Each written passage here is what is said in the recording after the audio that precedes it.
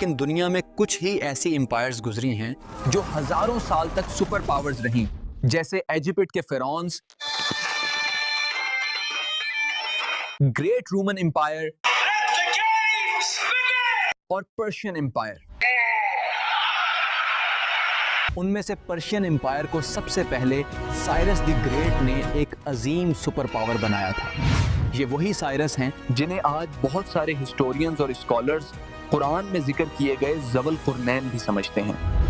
Cyrus کے بعد Persia اتنا طاقتور ہو گیا کہ ان کی سرحدیں پھیلتی چلی گئیں، لیکن ان کے پھیلتے ہوئے قدموں کو روکنے کے لیے ان کے سامنے ایک اور عظیم طاقت کھڑی تھی، دی رومن امپائر۔ یہ دونوں امپائرز اس وقت کی ایسی سپر پاورز تھیں جو پوری دنیا کو کنٹرول کرنا چاہتی تھیں، لیکن دونوں ایک دوسرے کی موجودگی برداشت نہیں کر سکتی تھیں۔